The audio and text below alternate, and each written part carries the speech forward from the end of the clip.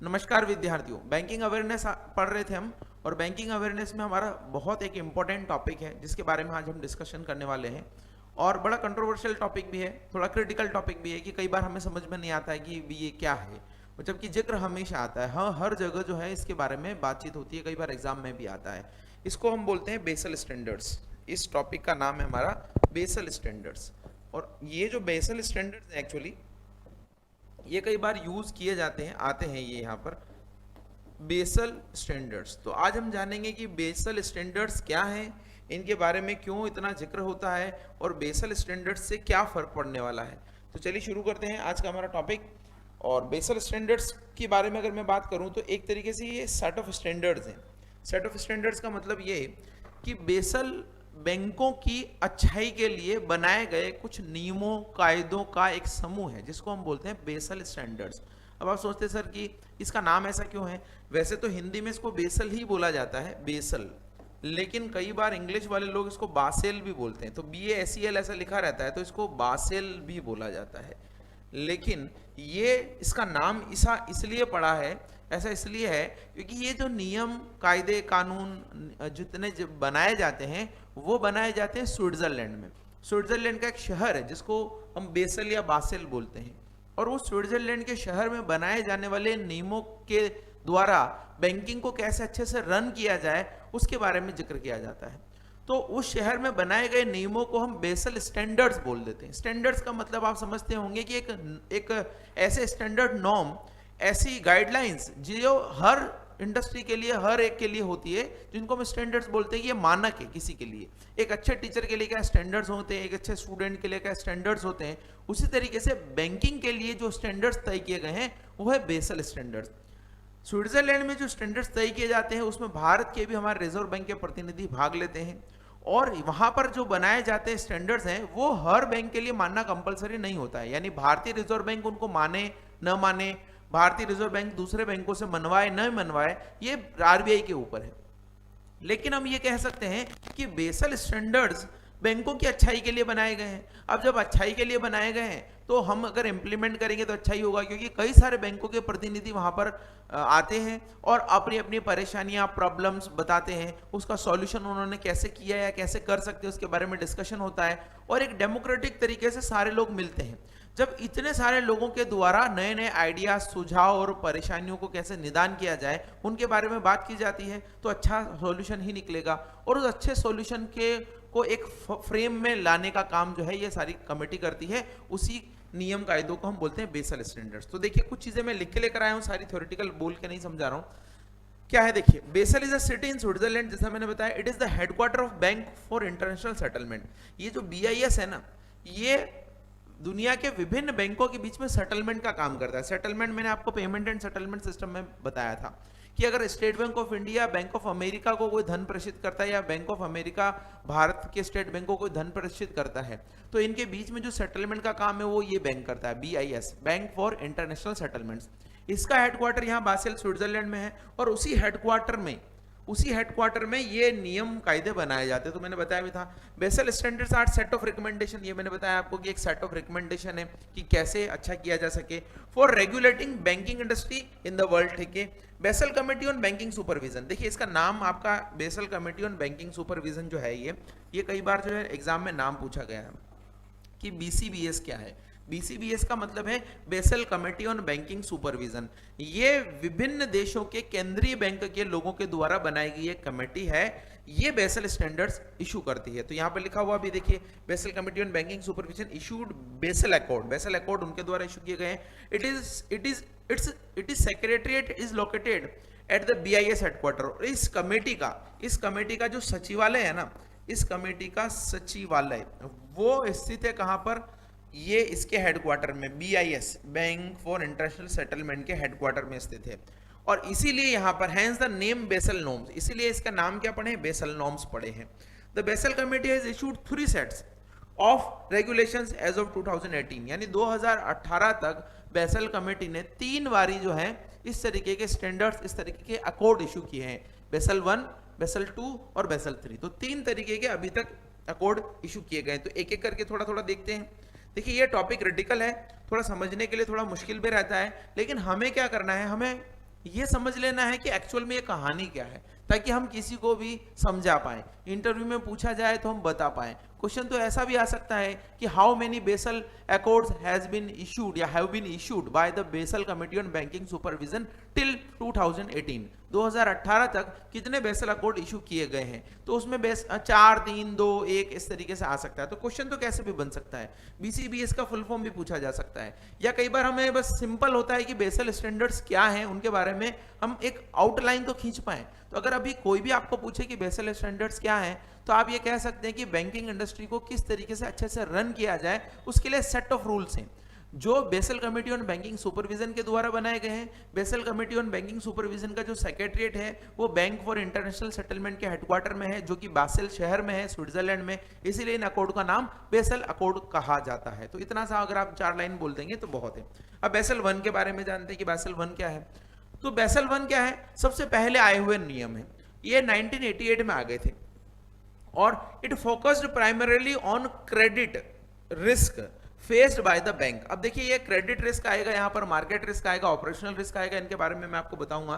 पहले आपके समझिएगा कि ये बेसल नॉर्म जो है 1988 में आए थे, इन्होंने क्रेडिट रिस्क पर फोकस किया था। अभी मैं बताता हूँ क्रेडिट रिस्क क्या है। एज पर बेसल 1 के according all banks are required to maintain a capital adequacy. ये कैपिटल एडिक्वेसी भी बताता हूँ मैं आपको ये क्या है, यहाँ पर क्रेडिट रिस्क भी बताता हूँ ये क्या है, ऑफ 8%। इंडिया एडॉप्टेड 1991, 1988 में आए थे, भारत ने सबसे पहले 1991 में इनको अडॉप्ट किया था। अब यहां पर बात की जा रही है कि बेसल 1 में जो प्राइमरीली फोकस था वो था क्रेडिट रिस्क पर। तो हम बात करेंगे क्रेडिट रिस्क क्या है।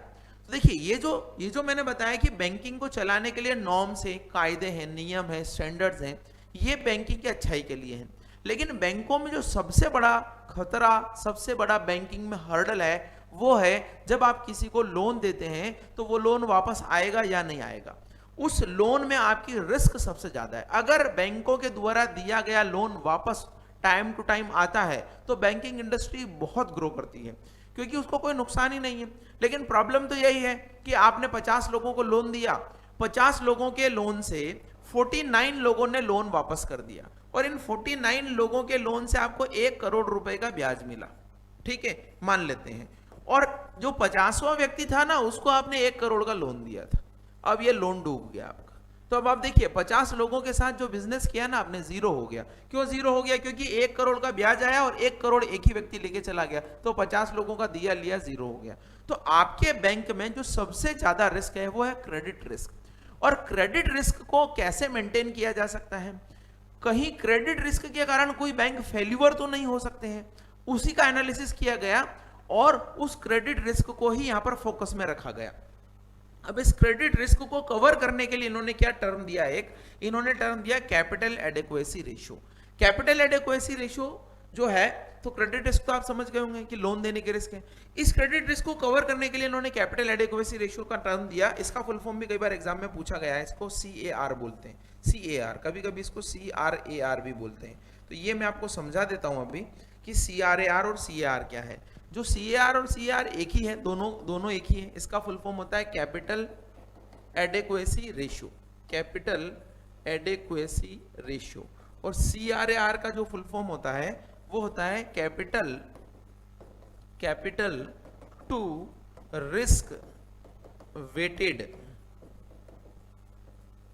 Capital to risk weighted asset ratio, ये इसका फुल फॉर्म होता है। अब ये क्या होता है, देखिए आप इस चीज को ऐसे समझिएगा, एक बैंक है, इस बैंक के पास में कोई पूंजी नहीं है, इस बैंक के पास में कोई पूंजी नहीं है, यानी इस बैंक के पास में जो पैसा आता है ना, एक्चुअली वो डिपॉजिटर का आता है। वो डिपॉजिटर यहाँ पर पैसा जमा करवाता है और ये बैंक क्या करता है, फिर इस धन को जो है बोरो कर देता है, यानी लेंड कर देता है, ठीक है। मान लीजिए डिपॉजिटर ने 100 रुपया जमा कराया, तो 100 रुपया जो है बैंक ने लेंड कर दिया। यही काम बैंक करता है। और ये डिपॉजिटर का जो पैसा है, ये मान लीजिए 8% इंटरेस्ट पर मिल रहा है, तो ये 12% पर इसको लेंड कर देता है, तो 4% बीच का मार्जिन है। यहां तक क्लियर है। लेकिन प्रॉब्लम ये है कि इधर से आया इधर गया, और वापस जब इधर से आया तो किसको दे दिया, डिपॉजिटर को दे दिया। ये बैंक का काम रहता है। तो डिपॉजिटर से लेंडर को लेंड कर दिया, और लेंड करने से जो पैसा आया इंटरेस्ट सहित, वो वापस डिपॉजिटर को लौटा दिया। प्रॉब्लम क्या है, प्रॉब्लम ये है कि जो लैंड किया हुआ पैसा है ना, ये आपका डूब जाता है। अगर ये आपका डूब जाता है तो फिर आप डिपॉजिटर को क्या दोगे, क्योंकि डिपॉजिटर ने तो आपको पैसा दिया हुआ था, अब आपने उधर दे दिया, अब वो डूब गया तो इसको क्या दोगे। ये हर केस में नहीं होता है, लेकिन ऐसा बहुत सारे केसेस में होता है। तो बैंक में ये जो कैपिटल एडिक्वेसी रेशियो है ना, ये इसी को सस्टेन करने के लिए, इस रिस्क को सस्टेन करने के लिए, इस क्रेडिट रिस्क को सस्टेन करने के लिए। कैसे? मान लीजिए आपने 100 रुपया जो है उधार लिया था डिपॉजिटर से, और 100 की बजाय आपने जो पैसा उधार दिया ना मार्केट में, वो 100, चलिए मान लीजिए 100 रुपया ही उधार दिया आपने, जो है 100 में से 100 ही उधार दिया, लेकिन उसमें से 8-10 रुपया आपका डूब गया, 8-10% आपका जो है वो क्या हो गया, एनपीए हो गया और वो डूब गया। तो 90 रुपए तो आपके रिकवर हो गए, लेकिन 10% डूब गया। यही जनरली रेशियो रहता है, इसलिए बैंक का एनपीए 5, 10, 8% तक ही रहता है। तो ये बेसल स्टैंडर्ड्स ये बोलते हैं कि बैंक के पास में कम से कम 8-10% की कैपिटल होनी चाहिए इस रिस्क को कवर करने के लिए। यानी जो भी आप लोन देते हैं, उस लोन में मान लीजिए आपने 500 रुपए का लोन दिया, 500 रुपए का अगर आपने लोन दिया तो 500 का 8% यानी 40 रुपए करीब करीब आपके पास में कैपिटल होनी चाहिए, ताकि अगर 40 रुपए का लोन आपका डूब भी जाए तो आप अपनी कैपिटल के माध्यम से उसको कवर कर पाए और बिजनेस बढ़ाकर बाद में कवर कर पाए। ऐसा ना हो कि 40 रुपए के कारण ही आपका बैंक पूरा खत्म हो जाए। तो ये जो कैपिटल आप रखते हैं इस प्रकार के लॉसेस को, इस प्रकार के क्रेडिट रिस्क को सस्टेन करने के लिए, उसी को हम बोलते हैं कैपिटल एडिक्वेसी रेशियो। इसको हिंदी में बोला जाता है पूंजी पर्याप्तता अनुपात। पूंजी पर्याप्तता अनुपात यानी आपके पास में पूंजी की सफिशिएंसी का रेशियो है कि नहीं है, जो आप लोन देते हैं उसका रेशियो है कि नहीं है, उसी को हम बोलते हैं कैपिटल एडिक्वेसी रेशियो। जैसे देखिए एक किराने का व्यापारी है, वो क्या करता है, उसके पास पैसा कुछ नहीं है, उसके पास कुछ भी पैसा नहीं है, वो होलसेलर से किराना लेता है और कस्टमर को बेच देता है। होलसेलर से लेता है, कस्टमर को बेच देता है, जब कस्टमर से पैसा आता है होलसेलर को चुका देता है। होलसेलर से उसको 2 महीने की छूट मिलती है कि 2 महीने बाद पैसा दे देना, और किराना वाला बोलता है कि मैं 1 महीने में ही दे दूंगा, तो उसका रोटेशन चलता है, उधार देता है, 1 महीने बाद पैसा आता है, उसको 2 महीने बाद दे देता है। लेकिन मान लीजिए उसके 10 कस्टमर जो थे किराना लेने वाले, वो उन्होंने पैसा नहीं चुकाया, अब वो आगे क्या चुकाएगा, पूरा बिजनेस ही गड़बड़ हो जाएगा उसका। तो उस केस में अगर किराना व्यापारी की अपनी कुछ पूंजी है तो उस रिस्क को सस्टेन कर पाएगा, होल्ड कर पाएगा, और उस रिस्क को सस्टेन करने से आगे पैसा चुकाएगा तो आगे माल मिलता रहेगा, तो नए कस्टमर को देगा, नए कस्टमर को देगा तो वहां से पैसा आएगा। तब तक हो सकता है पुराने कस्टमर से भी रिकवरी हो जाए, या पुराने कस्टमर का कोई आपके पास में कोई एसेट है उसको आप बेच दो कि भाई मेरे किराने का पैसा नहीं चुका रहे हो, आपकी मैं जो है ये पर्टिकुलर चीज ले लेता हूं। तो ऐसा भी हो सकता है, रिकवरी हो जाए, थोड़े दिन बाद आपका बिजनेस चलने लग जाए। तो यही चीज जो है यहाँ पर है, इसी को हम कैपिटल एडिक्वेसी रेशियो बोलते हैं। और ये सीआरआर भी सेम चीज है, इसमें थोड़ा सा अलग कॉन्सेप्ट है, मैं आपको थोड़ा और आगे जो है वो बताऊंगा। है सेम चीज, इसमें रिस्क को वेटेज निकाला जाता है। तो आपको समझ में आया अभी कि मैंने क्या बताया, एक तो क्रेडिट रिस्क, इस क्रेडिट रिस्क को मैनेज करने के लिए इन्होंने सीआर कितना बताया था, 8%। सिर्फ ये क्रेडिट रिस्क का ही ध्यान रखा गया था। बेसल 2 में इसको अपग्रेड कर दिया गया, बेसल 2 में 3 तरह की रिस्क जो है यहां पर आ गई। तो देखिए क्या है बेसल 2 में, क्या है बेसल 2 की बात करते हैं। बेसल 2 नॉर्म्स में क्या किया गया, बेसल 2 नॉर्म्स में ये 2004 में इशू किया गया। यहां पर 3 पिलर्स थे। ये क्वेश्चन कई बार आ चुका है कि बेसल 2 नॉर्म्स में कितने पिलर थे, तो ध्यान रखिएगा 3 पिलर्स थे। 3 पिलर्स कौन कौन से थे ये मैं आपको बता देता हूं। सबसे पहला पिलर जो है वो यही है, मार्केट कैपिटल रिक्वायरमेंट, यानी कि वही जो हमने भी बात की थी प्रीवियस में कि कितनी कैपिटल की जरूरत है, तो ये एक पिलर बना दिया इन्होंने। It is the first pillar of Basel accord. Under this regulatory capital is maintained which is calculated of the major component of the risk that a bank faces. यानी कि पहले क्रेडिट रिस्क थी, credit risk के आधार पर आपने एक CAR maintain किया 8% का। अब यहां पर इसको एक्सपांड कर दिया है, इन्होंने बोला कि मिनिमम कैपिटल रिक्वायरमेंट जो रखनी है वो एक पिलर है। और अब क्रेडिट रिस्क की बजाय आपके 3 तरह की रिस्क हो गई है, 1 रिस्क, 2 रिस्क और 3 रिस्क। इनके बारे में जिक्र किया गया है कि क्रेडिट रिस्क, ऑपरेशनल रिस्क और मार्केट रिस्क, ये 3 तरह की रिस्क। पहले आप सिर्फ क्रेडिट रिस्क के अकॉर्डिंग ही अपना कैपिटल का अनुपात लगा रहे थे, अब क्रेडिट रिस्क के अलावा इस रिस्क को भी देखिए, इस रिस्क को भी देखिए, और तीनों रिस्क, तीनों जोखिमों के अकॉर्डिंग आपकी कैपिटल आपको एक सर्टेन अनुपात में रखनी है। तो ये पहला पिलर है। और ये क्या बोला है, bank should continue to maintain a minimum capital adequacy requirement of 8% of risk weighted asset. यानी यहां पर भी सीएआर जो है वो आपको 8% ही है। लेकिन पहले जो ये CAR निर्धारित किया जाता था, ये केवल क्रेडिट रिस्क को देखकर निर्धारित किया जाता था। अब इन्होंने क्या किया कि आपको बोला कि ऑपरेशनल रिस्क को भी ध्यान रखिए, मार्केट रिस्क को भी ध्यान रखिए। अब ये ऑपरेशनल रिस्क और मार्केट रिस्क क्या होती है? जब आपकी रिस्क बढ़ेगी तो परसेंटेज तो 8 ही रहेगा, लेकिन आपका CAR बढ़ जाएगा। जैसा कि मैं कहता हूं कि पहले मैं सिर्फ लोन की रिस्क के अकॉर्डिंग मेरे पास पैसा कितना होना चाहिए मैं देखता था, अब मैं इस रिस्क को भी इन्वॉल्व कर रहा हूं, इस रिस्क को भी इन्वॉल्व कर रहा हूं, तो सभी रिस्क का 8% मुझे पैसा अगर रखना है तो मेरा पैसा जो है, मेरी पूंजी जो है मेरे पास जो जमा रखनी है मुझे, वो बढ़ जाएगी। हालांकि परसेंटेज 8 ही रहेगा, लेकिन मान लीजिए पहले केवल क्रेडिट का 8% था, अब क्रेडिट का, ऑपरेशनल का, मार्केट का, इन सब का 8% रखना है आपको। तो ये जब आए तो 8% तो है, लेकिन वो बढ़ गया। तो एक पिलर तो है ये मिनिमम कैपिटल रिक्वायरमेंट, और दूसरा पिलर क्या है ये देखिए, ये अभी मैं आपको बता दूंगा। दूसरे पिलर की बात कर लेते हैं पहले, ये है सुपरवाइजरी रिव्यू प्रोसेस। ये क्या है? Supervisory review process. और तीसरा पिलर क्या है? Market discipline. ये 3 पिलर है। वापस से बता देता हूं, एक मैंने बताया minimum capital requirement, minimum capital कितनी होनी चाहिए, उसी में हम डिसाइड करते हैं कि कैपिटल एडेक्वेसी रेशियो क्या होगा। और वो कैपिटल एडेक्वेसी रेशियो 3 तरह की रिस्क पर बेस्ड होगा। सबसे पहला पिलर है मिनिमम कैपिटल रिक्वायरमेंट। ये मिनिमम कैपिटल रिक्वायरमेंट जो है वो होगा कैपिटल एडेक्वेसी रेशियो के बेस पर। और ये कैपिटल एडेक्वेसी रेशियो कितनी रिस्क पर बेस्ड होगा? ऑपरेशनल रिस्क, मार्केट रिस्क और कैपिटल रिस्क। दूसरा पिलर है सुपरवाइजरी रिव्यू प्रोसेस। तो सुपरवाइजरी रिव्यू प्रोसेस ये सेकंड पिलर है बेसल अकॉर्ड का।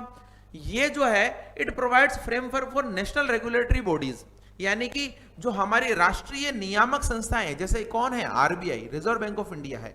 तो रिजर्व बैंक ऑफ इंडिया को वेरियस टाइप की रिस्क, जैसे systematic risk, liquidity risk, legal risk, इससे मेंटेन करने के लिए ये गाइडलाइन देता है। जैसे देखिए, पहली पिलर में इन्होंने बोला कि मिनिमम कैपिटल होनी चाहिए 8% कैपिटल एडेक्वेसी। तो इसको सुपरविजन करना है, सुपरवाइजरी व्यू करना है कि क्या बैंक मेंटेन कर रहे हैं या नहीं कर रहे हैं। अगर नहीं कर रहे तो उनके खिलाफ जो है क्या रिस्क बनती है, और वो जो लिक्विडिटी की रिस्क है उसके खिलाफ ये सिस्टमेटिक क्या एक्शन ले सकते हैं, इन सब के बारे में बात की जाती है। यानी पहले RBI ने एक सेट ऑफ स्टैंडर्ड डिसाइड कर दिए, बैंकों को बोला कि आप उनको फॉलो करिए। अगर वो फॉलो नहीं कर रहे हैं तो फिर बैंक जो है ये इन तरह की रिस्क जो है इससे डील करने के लिए उनके पास क्या पावर्स है, क्या पेनल्टी लगा सकती है, लाइसेंस सस्पेंड कर सकती है, उनके बारे में और टाइम टू टाइम उनका रिव्यू करना। तो पहले सिर्फ क्रेडिट रिस्क थी, अब रिस्क बढ़ गई। रिस्क बढ़ने के बाद में दूसरा पिलर बोला कि भाई आपने रिस्क तो डिसाइड कर ली, लेकिन क्या बैंक उसको फॉलो कर रहे हैं? कर रहे हैं तो अच्छा है, नहीं कर रहे तो आप क्या कार्रवाई कर सकते हैं, उसके बारे में सुपरवाइजरी रिव्यू प्रोसेस बोलता है। फिर बोला मार्केट डिसिप्लिन। मार्केट डिसिप्लिन का मतलब होता है कि मार्केट में भी एक सही एनवायरनमेंट बिजनेस का होना चाहिए। ऐसा नहीं कि हम गलत प्रतिस्पर्धा करके एक दूसरे को नुकसान पहुंचाते रहें। तो उसके लिए भी कुछ स्टैंडर्ड्स बनाए गए कि मार्केट डिसिप्लिन कैसे मेंटेन किया जाता है। जैसे क्या? वेरियस डिस्क्लोजर रिक्वायरमेंट, यानी कि आप कितना धंधा कर रहे हैं, कितना बिजनेस कर रहे हैं, उसको डिस्क्लोज तो करिए। आपकी बैलेंस शीट तो बताइए, आपके प्रॉफिट एंड लॉस तो बताइए, आपके पास कितना रिजर्व है, कितनी कैपिटल है, कितनी एसेट है, कितने डेटर्स हैं, वो तो डिस्क्लोज करिए उनको।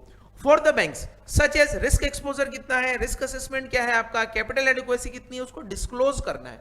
इससे क्या होगा? मार्केट डिसिप्लिन बना रहेगा। तो आप फेयर प्रैक्टिसेस यूज करिए, फेयर प्रैक्टिसेस यूज करिए। सेंट्रल बॉडी यानी RBI को पावर है कि वो कैसे डील करे इस तरह की रिस्क से। और यहां पर बैंकों के लिए बोला है कि आप CR मेंटेन करिए। 3 पिलर जो है बेसल 2 में बनाए गए हैं। भारत ने बेसल 2 इंप्लीमेंट किया था 2009 में, क्योंकि आपको पता होगा कि 2008 की मंदी आई थी, और उस 2008 की मंदी के बाद में भारत ने बेसल 2 इंप्लीमेंट किया 2009 से। क्लियर है? तो बेसल 1 क्लियर हुआ, बेसल 2 क्लियर हुआ।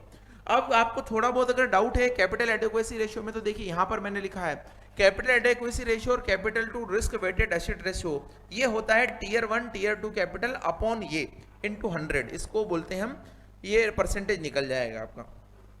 तो आप देखिए इसमें मैं क्या बोल रहा हूं, ये जो Tier 1 कैपिटल है, Tier 2 कैपिटल है, ये कैपिटल का भाग है कि आपके पास कितनी पूंजी है, किस पर?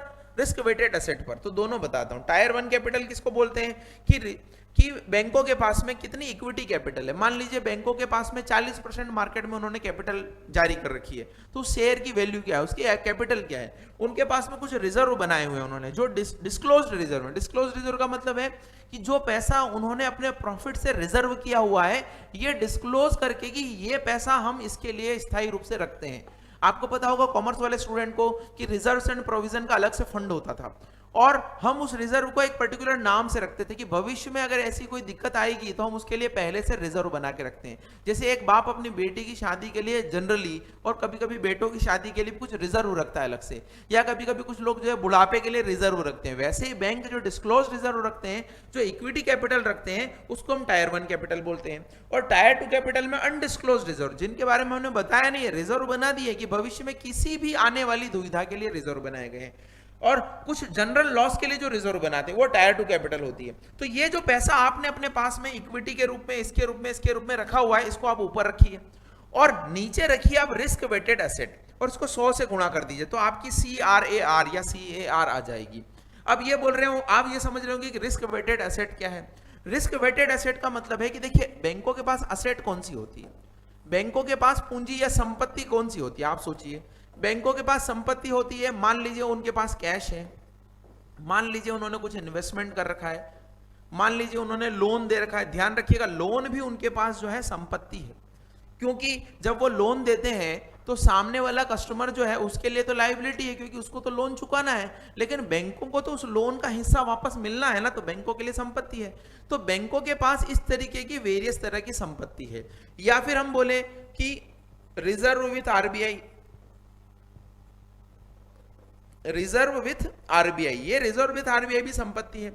अब इस संपत्ति को एक वेटेज दीजिए आप। वेटेज देने का मतलब है कि संपत्ति की पर्टिकुलर रिस्क कितनी है उसको एक वेटेज दीजिए। जैसे कैश की कोई रिस्क नहीं है, 0%, इन्वेस्टमेंट की हो सकता है कि 20% रिस्क है, लोन की हो सकता है कि 50% रिस्क है, क्योंकि लोन आता है कि नहीं आता पता नहीं। अच्छा, लोन में भी अलग अलग तरीके के लोन है, कोई लैंड पे दिया गया लोन है, कोई पर्सनल लोन है, कोई गोल्ड पे दिया गया लोन है, तो अलग अलग लोन पे अलग अलग रिस्क है। तो आप क्या करिए, मान लीजिए आपके पास 20 रुपए का कैश है, मान लीजिए आपके पास 50 रुपए का इन्वेस्टमेंट है, मान लीजिए आपके पास 100 रुपए का लोन है, तो आपने इसको लिए निकाला कि इस पे तो कोई रिस्क नहीं है तो छोड़ दीजिए। इस पे क्या रिस्क है, इन्वेस्टमेंट की रिस्क है, तो ये हो गया 10, इस पे कितनी रिस्क है 50%, ये हो गया 50, तो आपकी रिस्क वेटेड एसेट कितनी आई 60। इस तरीके से अलग अलग कैलकुलेशन करते हैं बैंक कि हमारे पास जो असेट है उसका रिस्क का वेटेज कितना है, 10%, 20%, तो ये 20% लगाकर 100% तक अलग अलग वेटेज होता है। जब आप इस तरीके का सारा वेटेज निकाल लेते हैं तो उसको रखते हैं यहां पर, तो आपको पता लगता है कि मेरी जितनी भी एसेट है उसका कितना वेटेज है, उस वेटेज के अनुपात में, उस रिस्क वेटेज के अनुपात में मेरे पास कितनी पूंजी है, तो इसको अपॉन में रख के मल्टीप्लाई बाय 100 करेंगे तो ये रेशियो आपका बेसल 2 के अकॉर्डिंग कितना आना चाहिए, 8% आना चाहिए। अगर बेसल 2 के अकॉर्डिंग रिस्क जितनी भी एसेट है उसके रिस्क वेटेज के अनुपात में आपके पास में 8% की कैपिटल है, तब तो आपका बैंक लॉस को सहन करने के लिए, रिस्क को सहन करने के लिए एकदम तैयार है। और अगर आपके पास में 8% से कम कैपिटल है तो फिर आपका बैंक लॉस को सहन करने के लिए तैयार नहीं है, आपको अपनी पूंजी बढ़ानी पड़ेगी, अपने पास में जो पैसे का रिजर्व है वो बढ़ाना पड़ेगा, ताकि भविष्य में कोई भी जोखिम हो तो आप उसको उठा पाएं। तो क्लियर हो गया होगा आपको। अभी तक एग्जाम में सिर्फ इनका फुल फॉर्म आया हुआ है, तो फुल फॉर्म तो आपको याद हो ही गया होगा। इसका फॉर्मूला भी मैंने बता दिया, टायर 1 टायर 2 बता दिया, रिस्क वेटेड एसेट बता दिया, कैसे निकालते हैं वो बता दिया, बेसल 1 बता दिया, बेसल 2 बता दिया, दोनों चीजें आपको बता दी। बेसल 3 की बात करते हैं, तो बेसल 3 में क्या, 3 पिलर भी मैंने आपको बता दिए, 3 पिलर भी आपको बता दिए, सुपरवाइजरी प्रोसेस, रिव्यू प्रोसेस या प्रोसेस होते हैं, रिव्यू प्रोसेस भी बोलते हैं इसको, market discipline, minimum capital requirement. Minimum capital requirement यहाँ 3 तरह की रिस्क पर बेस्ड है। मैंने बताया आपको मिनिमम कैपिटल रिक्वायरमेंट कितने तरह के रिस्क पर बेस्ड है, अभी बताया था आपको कि क्रेडिट रिस्क, ऑपरेशनल रिस्क और मार्केट रिस्क, ये तीनों तरह की रिस्क पर बेस्ड है।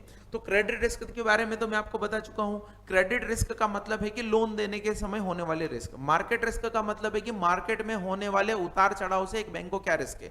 जैसे मान लीजिए कोई बैंक फॉरेन एक्सचेंज का काम करता है, तो फॉरेन एक्सचेंज में बैंक के पास में डॉलर्स पड़े हुए हैं, लेकिन मार्केट में रुपए के दाम गिर गए, तो फिर वो उस डॉलर से उतना पैसा नहीं आएगा, तो ये एक तरीके की मार्केट रिस्क है। ऑपरेशनल रिस्क का मतलब है कि आपके ऑपरेशन में भी तो रिस्क हो सकती है। आप सोच रहे हैं कि इस महीने में हमें इतना टर्नओवर होगा, इतना प्रॉफिट होगा, पता लगा हड़ताल हो गई, कुछ शटडाउन हो गए, कुछ आपके सर्वर खराब हो गए, इंटरनेट खत्म हो गया, तो उस तरह की भी रिस्क को आप इन्वॉल्व करिए। ऑपरेशनल रिस्क को, मार्केट रिस्क को, क्रेडिट रिस्क को, इन सारे रिस्क को देखते हुए आपको मिनिमम कैपिटल रिक्वायरमेंट रखनी है। तो इस तरीके से आपका है। अब बेसल 3 की बात कर लेते हैं। तो बेसल 3 जो है 2007-8 के बाद जो फाइनेंशियल क्राइसिस आया था, उसके बाद बेसल ने अलग नॉर्म्स बनाए।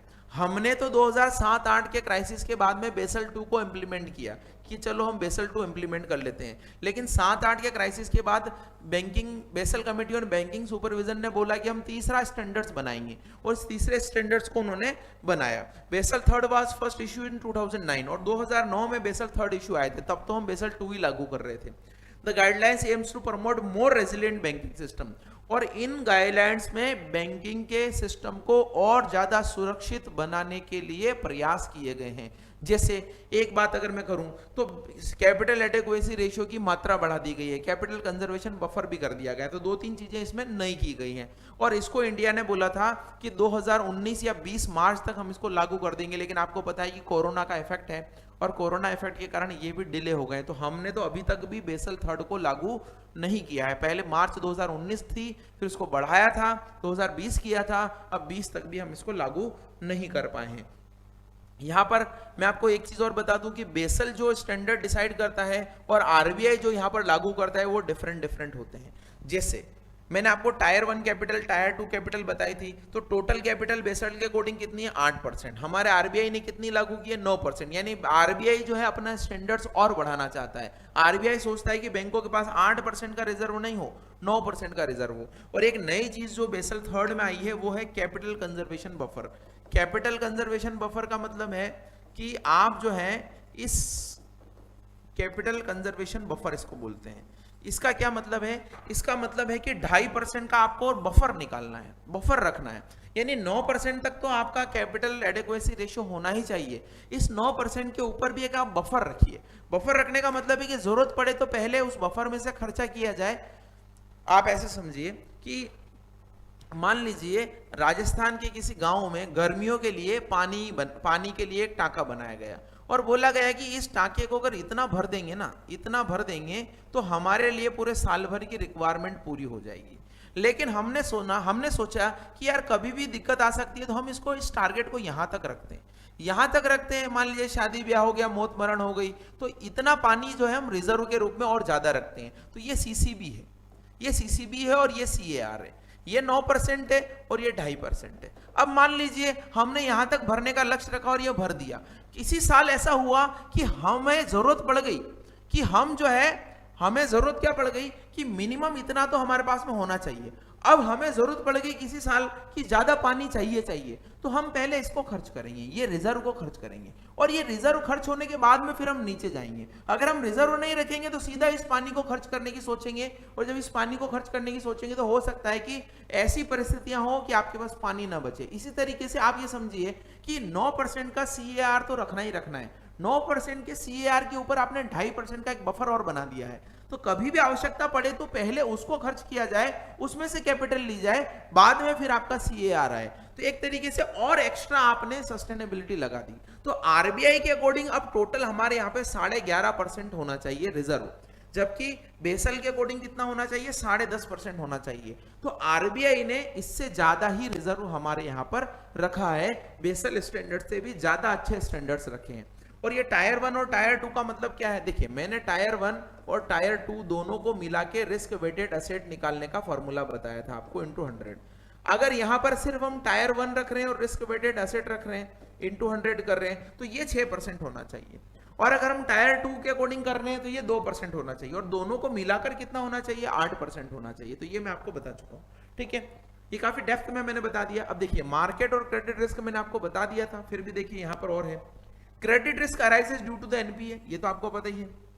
Market risk is defined as the risk of losses on balance sheet, off balance sheet positions arising from movements in market prices. Market prices में जो मूवमेंट होते हैं उसके अकॉर्डिंग आपकी बैलेंस शीट के अंदर जो भी लॉसेस हो सकते हैं उसके अकॉर्डिंग जो है उसको हम मार्केट रिस्क बोलते हैं। यानी कि मार्केट प्राइसेस में कोई भी मूवमेंट आने के कारण आपके बैलेंस शीट के जो एक्सपोजर है लॉसेस को, उसको हम बोलते हैं मार्केट रिस्क। और the risk pertaining to the interest rate in foreign exchange, देखिए इंटरेस्ट रेट के अकॉर्डिंग भी आपको मार्केट में उतार चढ़ाव के कारण रिस्क हो सकती है, फॉरेन एक्सचेंज के कारण भी आपको उतार चढ़ाव के कारण रिस्क का सामना करना पड़ सकता है। जैसे मान लीजिए आपने जो है किसी कस्टमर को बहुत ज्यादा दर पर लोन दिया और बैंक आरबीआई ने जो है लोन सस्ता कर दिया। अब लोन सस्ता कर दिया तो वहां से तो लोन सस्ता है, लेकिन कस्टमर को आपने महंगा लोन दिया हुआ है, तो अब उसको भी सस्ता करना पड़ेगा। और हो सकता है उसको जो दिया था लोन आपने, वो किसी दूसरे कस्टमर से आपने ज्यादा पर लिया था, तो वो भी तो एक तरीके की इंटरेस्ट रेट गिरने के कारण आपको उतना मार्जिन नहीं मिलेगा।